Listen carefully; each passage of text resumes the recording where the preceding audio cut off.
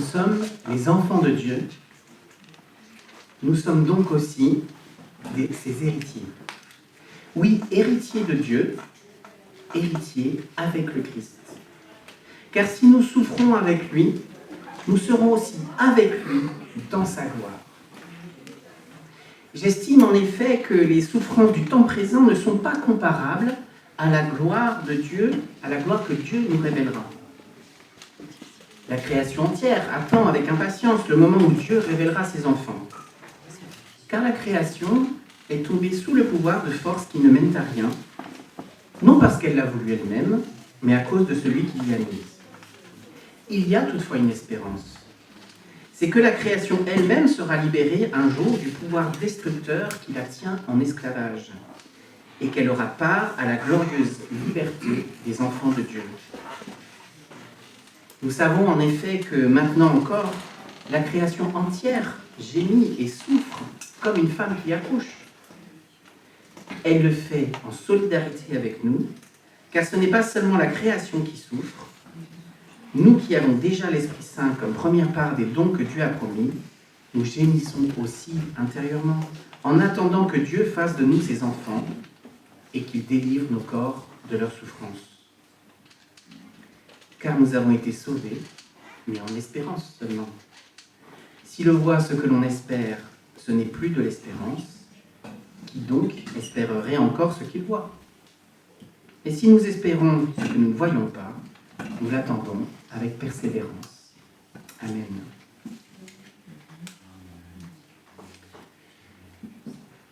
Dans Romains 8, versets 17 à 25 que je viens de vous lire, Paul nous donne un élément qui va être important pour clore cette série de prédications sur Romains 8. Mais avant de vous dire, je crois, quel est l'objectif de Paul avec ce texte, vous savez que j'étais à... J'aimerais vous raconter une petite anecdote. Vous savez que j'étais à Grenoble il y a quelques semaines par rapport au programme Immersion. On allait voir si l'Église était prête à accueillir ce programme qu'on va offrir aux jeunes de la Fédération. Et je connais un petit peu Grenoble, mais en fait, tout le long, on est venu me chercher à la gare et je me suis fait balader à droite, à gauche. On m'a emmené ici, on m'a emmené là, on m'a emmené à l'église. Après, j'étais chez les amis chez qui je logeais. C'était un endroit que je ne connaissais pas. On a traversé toute la ville. On a monté une route à travers une forêt, puis on est arrivé sur un plateau. Et en fait, je me suis laissé conduire tout le long sans avoir la moindre idée de là où j'allais et puis de comment on y allait, etc. Je me suis fait trimballer. Ce qui va très bien pour un touriste. Si on est touriste, ça va. Mais bon, si on habite dans une ville, ça devient compliqué. Et le week-end dernier, j'étais dans le Vercors cette fois, et on a gravi une rando que je connais bien, puisque quand j'étais lyonnais, on venait souvent dans le Vercors. On a gravi le Moucherotte. Disons que c'est le point de vue le plus haut du Vercors, qui est vraiment juste au-dessus de Grenoble. Et là, quand on est au-dessus de Grenoble, on voit tout. Et j'ai pu dire, ah oui, tiens, là, il y a la gare. Ah, là, l'église, elle est là. Ah, tiens, la route qu'on a montée à travers la forêt, elle est juste là en face. Le petit plateau où il y a le village où mes amis habitaient, où j'étais logé, il est là. Là, d'un coup, je vois tout, je comprends tout. Je comprends pourquoi c'était long à tel endroit. Je vois bien qu'il y a cette grande avenue très, très, très droite, très, très, très longue. Je vois et je comprends ce qui s'est passé. Tout ce que j'ai vécu en étant trimballé à droite et à gauche prend du sens pour moi parce que là, j'ai la vision globale. Eh bien, je crois que c'est ce que Paul fait avec nous, avec ce texte, c'est qu'il nous donne la vision globale, pour qu'on ne soit pas seulement des touristes dans cette vie, en attendant ce qui doit se passer, mais qu'on puisse comprendre ce que nous vivons, qu'on puisse comprendre ce qui nous arrive, qu'on puisse comprendre qu'est-ce que ça veut dire d'être ces chrétiens que Paul a décrit comme étant ce nouveau peuple que Jésus se constitue. Donc on est là à la suite de Jésus, il y avait ce premier peuple à la suite d'Adam, et puis Adam a failli, et nous avons failli tous à sa suite, et puis Jésus crée un nouveau peuple, il est le nouvel Adam qui crée ce nouveau peuple, et à la suite de Jésus, on ne peut y venir que par la foi.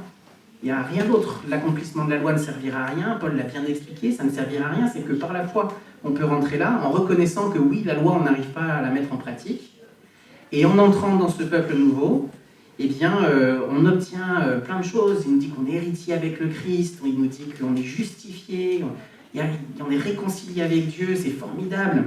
Et puis, Romains 7, mais je fais ce que je ne veux pas et je ne fais pas ce que je veux.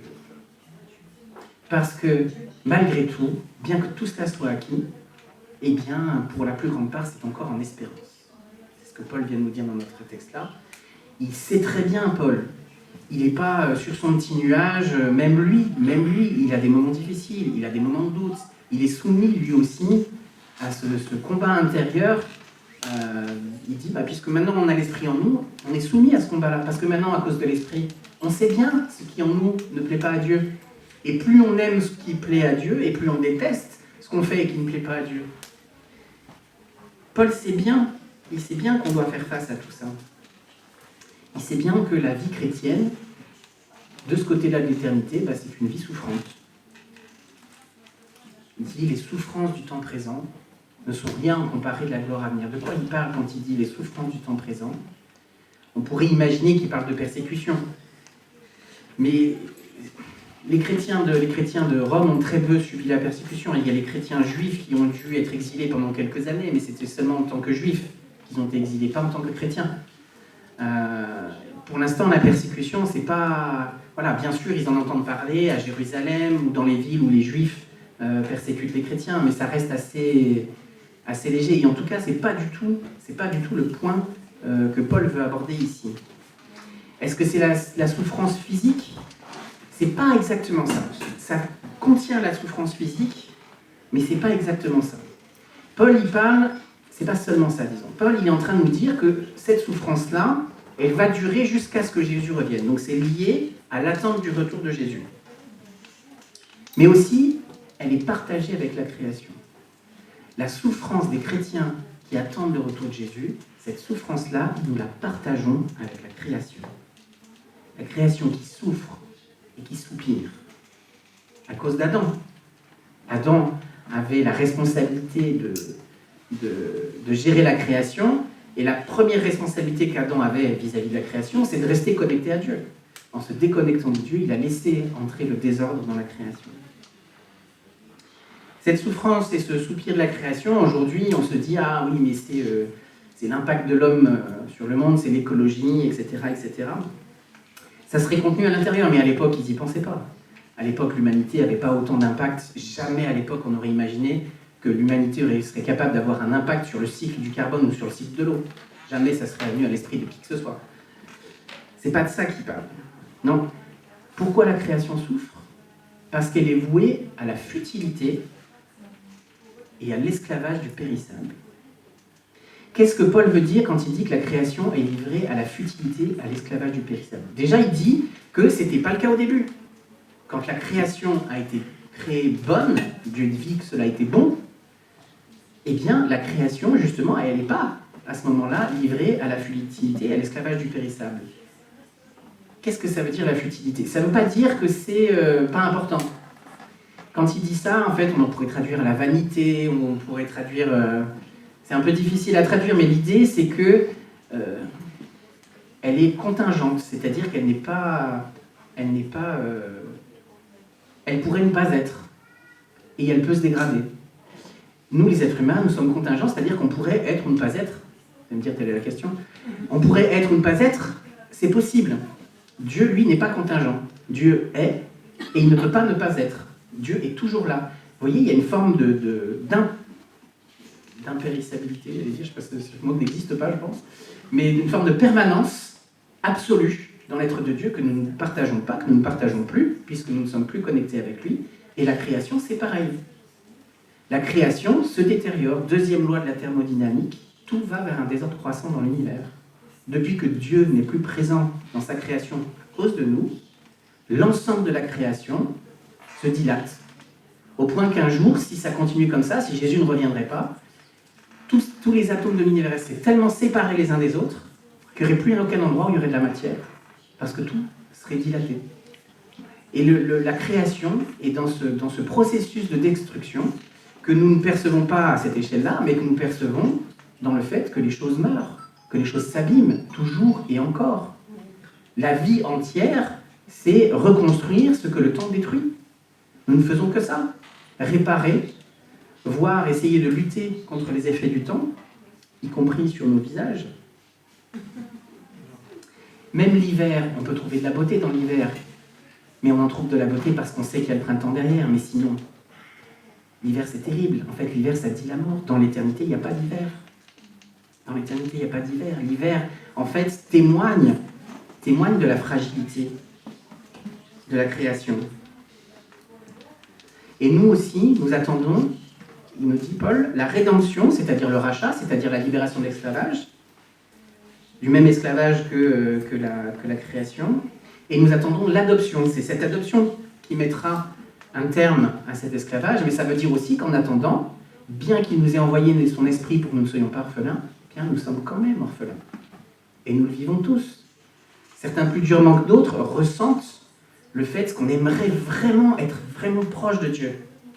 On a accès, bien sûr, mais la proximité que nous avons aujourd'hui avec Dieu n'est rien, vraiment rien, en comparaison de ce que nous aurons un jour. Ce qui arrive à nous satisfaire quand on partage, par exemple, des temps de louange, comme on a vécu tout à l'heure, parce que nous sommes là, unis dans la communion, parce que nous chantons notre adoration à Dieu. Dieu est présent au milieu de nous et certains d'entre nous peuvent le sentir. On sent sa présence, mais c'est rien. Ça nous fait plaisir, ça nous fait du bien, ça nous apaise, ça nous guérit. Mais il faut se dire qu'aussi formidable que ce soit, ça n'est vraiment rien à côté de ce que nous vivrons plus tard.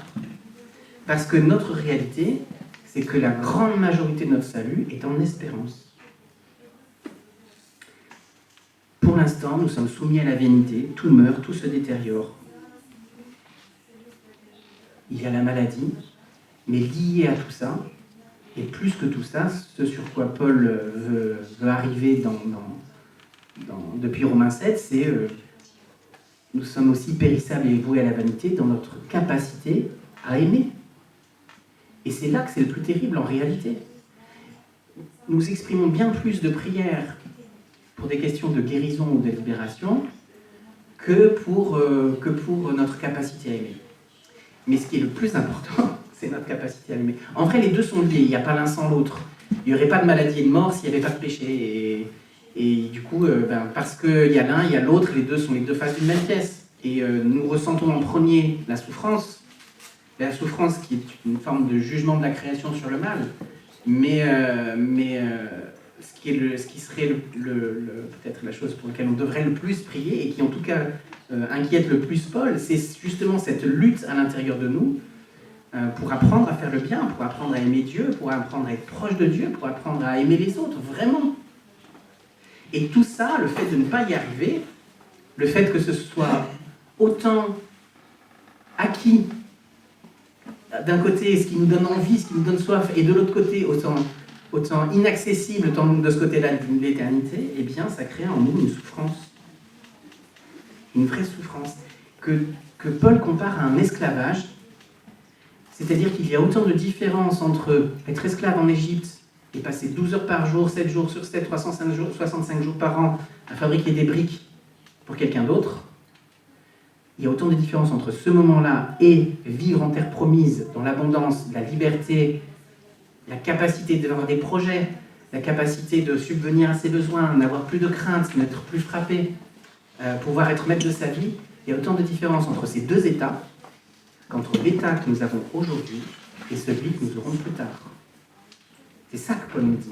C'est que le meilleur de ce qu'on peut vivre aujourd'hui n'est rien, même encore, à côté de ce que nous aurons, de ce que nous vivrons plus tard, et qui sera initié, qui sera induit par le retour de la gloire de Dieu sur terre. Jésus, quand il va ressusciter, j'ai dû résurrecter ça, quand il va ressusciter Lazare, il dit, vous allez voir la gloire de Dieu. Qu'est-ce qu'ils ont vu? Est-ce qu'ils ont vu de la lumière? Non. Est-ce qu'ils ont vu quelque chose de violent? Non. Qu'est-ce qu'ils ont vu? Ils ont vu quelqu'un de mort revenir à la vie. Parce que là où Dieu est présent, il n'y a pas de mort. Parce que là où Dieu est présent avec toute sa gloire, il n'y a pas de mal, il n'y a pas de maladie, il n'y a pas de péché. C'est là toute l'essence de la gloire de Dieu. Bonjour monsieur. Bienvenue. C'est là toute l'essence de la gloire de Dieu, c'est que la capacité de l'univers à tenir ensemble, à être bon tel que Dieu l'avait voulu, et notre capacité, nous, à ne plus pécher, à ne plus nous faire du mal, etc., tout cela dépend de la présence et de la gloire de Dieu. La gloire de Dieu est l'élément qui peut empêcher l'univers d'aller vers sa fin. C'est l'élément qui empêche les choses de se détruire. C'est l'élément qui empêche les choses de mourir. C'est l'élément qui nous empêche de mal nous aimer, nous-mêmes, les autres et Dieu. C'est la présence de la gloire de Dieu, la communion avec lui, c'est ça qui peut tout changer et qui changera tout quand Jésus reviendra dans sa gloire. Et c'est ça que nous attendons. Et c'est à ce moment-là que nous serons enfin pleinement adoptés. C'est à ce moment-là que nous saurons que quelque part l'accouchement aura abouti et que nous serons pleinement enfants de Dieu. C'est au moment où Jésus reviendra dans sa gloire que tout sera rétabli. Et c'est ça que Paul veut nous mettre dans la tête. Il veut qu'on pense à ça, il veut qu'on soit sur notre rocher au-dessus de nos vies périssables, de nos vies soumises à l'esclavage l'esclavage du périssable, dans cette vanité. Il veut qu'on soit sur ce rocher-là pour voir tout ça de haut et dire oui, mais c'est là-bas qu'on va. C'est là-bas qu'on va, et c'est sûr. Alors oui, on galère en route, il y a des embouteillages, c'est pas simple. Mais au bout, la route qu'on a commencé à prendre et qui commence avec la résurrection du Christ, cette route-là, elle est sûre, elle va tout droit et elle nous emmène avec. Ça sera la pleine présence de Dieu qui va tout rétablir. Et c'est pas seulement, puisqu'il est question d'un esclavage et d'une liberté, c'est pas seulement ne plus être esclave, c'est aussi être libre. C'est-à-dire, et là c'est de l'ordre de la supposition de ma part, mais dans cette liberté-là, il y a quelque chose comme une puissance de vie supérieure. Une puissance de vie qu'on ne connaît pas encore. Qu'on ne sait pas, qu'on sera capable de ça. Il y aura une sorte de foisonnement, une sorte de puissance esthétique, une sorte de puissance de bonté. Toutes les choses que nous aimons ici-bas, qui sont bonnes, seront décuplées et nous en serons participants. C'est pas seulement de ne plus être, c'est aussi être autre chose. Des fois, les gens disent « Ah oui, mais dans l'éternité, est-ce qu'on va pas s'ennuyer ?» Non. Parce que ça sera bien autre chose que de juste plus être pécheur. Il y a quelque chose que Dieu nous confie, il y a une libération d'un esclavage, je ne sais pas exactement à quoi ça ressemblera, mais je crois, que c'est beaucoup plus que ça. C'est pas que nous serons des dieux, mais que notre potentiel de créature créée par Dieu sera libéré, peut-être un peu comme, je sais pas, comme un taureau qui est encore aujourd'hui en cage et qu'on libère de sa cage. Quelque chose à libérer. Ce qui est sûr, c'est que ça sera très différent. Et qu'on n'imagine pas à quel point ça sera formidable. On n'en a aucune conscience. Paul l'a vaguement touché du doigt et voyez comment il en parle. Et nous, on est là derrière et on attend. Et c'est ça qui doit être notre mouche-crotte. C'est l'espérance de la gloire de Dieu à venir. Qui est aussi sûr qu'un accouchement qui est en train de se passer, c'est aussi sûr, le résultat, on sait à quoi ça va ressembler à la fin normalement. C'est sûr que ça va arriver. C'est en train de se passer. C'est très bon. Ça n'arrivera peut-être pas pendant notre vie physique, je veux dire, notre vie humaine pour l'instant, mais c'est sûr, ça arrivera. Et c'est à ce moment-là, quand Paul a dit mais si nous espérons ce que nous ne voyons pas, nous l'attendons avec persévérance, c'est à ce moment-là qu'il dit que le Saint-Esprit nous vient en aide, parce que nous ne savons pas comment prier. Dieu sait que nous sommes faibles. De même, l'Esprit Saint aussi nous vient en aide, parce que nous sommes faibles. Et en attendant, on a besoin d'aide. En effet, nous ne savons pas prier comme il faut, mais l'Esprit lui-même prie Dieu en notre faveur, avec des gémissements qu'aucune parole n'est capable d'exprimer. Quand moi, je ne sais pas, et même quand je crois savoir, en fait, je ne sais pas. Et l'Esprit Saint prie au-delà de moi, par-dessus moi. Il prie vers mon avocat, auprès du Père, pour que se passe le meilleur pour moi. Et vous savez, c'est quoi le meilleur? C'est après. C'est juste après. Et là, vous allez entendre le verset que vous connaissez très bien et qui n'est jamais cité dans son contexte. Nous savons que toute chose contribue au bien de ceux et celles qui aiment Dieu et qu'il a appelés selon son projet. Car Dieu les a choisis d'avance, il a aussi décidé d'avance de les rendre semblables à son Fils, afin que celui-ci soit l'aîné d'un grand nombre de frères et sœurs. Ceux et celles pour qui Dieu a pris d'avance cette décision, il les a aussi appelés. Ceux et celles qu'il a appelés, il les a aussi rendus justes. Ceux et celles qu'il a rendus justes, il leur a aussi donné part à sa gloire. Vous entendez que c'est au passé, il leur a donné part à sa gloire. La gloire, elle est à venir, mais la part que Dieu nous a donnée, c'est au passé. Ça veut dire que c'est déjà réalisé. Et vous voyez bien que quand Paul dit « toute chose coopère au bien de ceux qui aiment Dieu », ça veut dire que, y compris le mal, coopère malgré lui. C'est pas que le mal soit bien, et c'est que même s'il arrive du mal, Dieu l'utilise en bien. Et ce verset dans Genèse qui, moi, je trouve, pourrait presque résumer la Bible. Joseph qui dit à ses frères, « Vous aviez projeté de me faire du mal, Genèse 50-20, mais Dieu l'a transformé en bien. » C'est pratiquement ça l'histoire de l'humanité. C'est que nous, on est allé vers le mal et que Dieu a transformé ça en bien. Eh bien, même le mal, Dieu le retourne pour en faire du bien. Et ce bien, c'est quoi? C'est que nous ressemblions à Jésus. C'est ça le bien. Nous, on pense des fois, j'ai mes projets, j'aimerais, et des fois des trucs hyper légitimes. J'aimerais trouver du travail, j'aimerais trouver une maison, j'aimerais, des trucs fondamentaux. Mais quand Paul nous dit que tout coopère pour notre bien, c'est pas de ça qu'il parle. Ce dont il parle, c'est de notre vrai bien, parce que nous ne savons pas quoi demander. Mais le Saint-Esprit, lui, sait ce dont nous avons besoin. Et ce dont nous avons besoin, c'est de ressembler au Christ. Et c'est déjà ça qu'il fait dans nos vies, quoi qu'il arrive. Donc la perspective globale, la perspective générale, celle vue de haut, the big picture, c'est Dieu nous a choisis d'avance.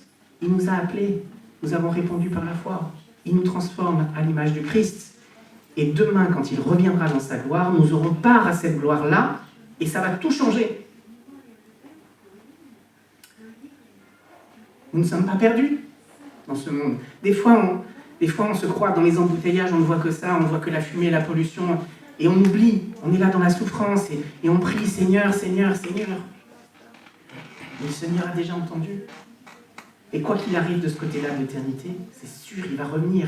Et quand sa gloire va se réinstaller sur la terre, parce qu'il aura jugé le monde, et qu'il ne laissera pas, vous entendez bien dans ce texte, il ne laissera pas sa création livrée au mal. Il va délivrer cette création de la vanité. Il va en sortir le mal. Satan n'aura même pas ça. Dieu va renouveler sa création. Nous vivons dans cette création débarrassés du mal, mais aussi libérés pour être nous pleinement ce que nous devons être. Tout ce que vous désirez aujourd'hui le plus dans votre relation avec Dieu, vous l'aurez 100 fois plus. Le sentiment de sa présence, qui nous parle, qu'on se sent aimé, adopté, qu'on est ce Père bienveillant, tout ça, ça sera une réalité tellement concrète qu'on pourra presque la toucher. Et ça, Paul le met devant nous pour qu'on le contemple. Et que parmi tout ce qui nous arrive, chaque jour, on ne soit plus troublé, qu'on soit paisible. Peut-être que c'est à cause de ça que Jésus dormait dans la barque, pendant la tempête.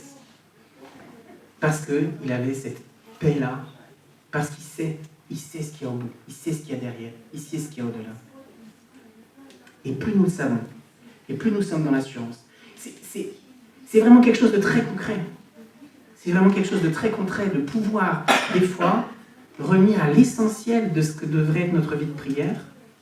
Mais il y a des périodes comme ça, je partageais ça avec Geneviève cette semaine. En ce moment, dans ma vie de prière, j'ai vraiment envie de me recentrer sur dire à Dieu que je sais qu'il est mon Père. Et que quoi qu'il arrive, je suis dans sa main. Et il n'y a rien qui peut m'arriver. Il est mon... Sur un axe X et Y, il est mon point 0,0. C'est de là que tout part, c'est de là que tout s'ancre. Il n'y a rien d'autre. Et en ce moment, c'est ça que j'ai envie de vivre. Et plus on est concentré sur ça, plus on est sûr dans nos cœurs, plus on regarde cette gloire à venir et plus on est sûr qu'elle arrivera. Et pour en être sûr, la meilleure preuve, c'est la résurrection du Christ. Si vous croyez en la résurrection du Christ, vous êtes sûr de tout le reste. C'est ça qui nous donne de l'assurance. Ça donne du sens à ce qu'on vit. Même quand on ne comprend pas, des fois on veut absolument que Dieu nous donne une raison. Mais souvent, il n'en donne pas. Mais c'est pas grave, parce qu'on sait où on va et on sait qui nous tient la main en route. Ça change nos priorités aussi. Est-ce que je vais me laisser guider par ce que les autres pensent de moi? Est-ce que je vais me laisser guider par la crainte? Est-ce que je vais me laisser guider par tout ce que vous pouvez imaginer? Ou est-ce que je vais juste pouvoir m'en libérer en disant non, mais je sais où je vais, je sais qui je suis, je sais qui est mon Père? Et tout ça nous amène à la persévérance. C'est ça que Paul dit. Ça nous amène à la persévérance. Contempler ça, voir ça, ça nous aide. Ça nous donne cette persévérance. Quand m'en préparant ça, je me disais, mais quand David dit que Dieu est son roc, moi je crois que c'est de ça qu'il parle en fait. Quelque chose comme ça. C'est quelque chose qui me rend inébranlable, quoi. Quelque chose qui fait que si j'ai posé ma fondation là, la fondation de ma vie sur cette conception-là, sur cette assurance-là, je suis sûr que je résisterai à toutes les tempêtes. C'est ce que Jésus dit, hein, la fin de Matthieu 7, la fin du sermon sur la montagne. Hein. Vous connaissez la chanson peut-être? Le fou sur le sable a bâti sa maison, le sage sur le roc a bâti sa maison. Et je pense que c'est parce que Paul a ça en tête que vraiment il peut dire ce texte que nous avons lu le dimanche de Pâques. Et je vous propose de terminer avec ça. Et c'est la fin de Romains 8. Que dirons-nous de plus?